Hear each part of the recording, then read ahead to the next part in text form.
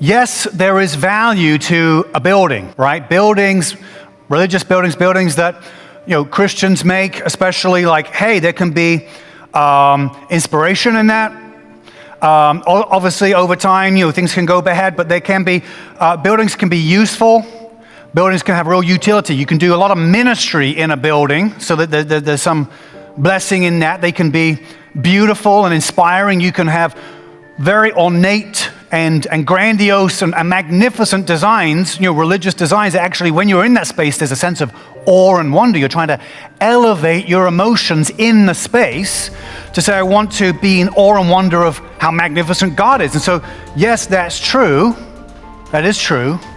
But ultimately, we all understand that God is not truly glorified just in those things. Yes, there's some glory in that. Yes, there's some utility in that. Yes, there can be good seasons of that. But that's ultimately not what it's all about. Ultimately, God is glorified in the hearts of his people. And in this verse, in verse 8, when we just reread this, God's saying that he wants to take pleasure in them going and getting the wood and coming back to it and beginning this project. That the pleasure is in the hearts of the people serving, entering into this work.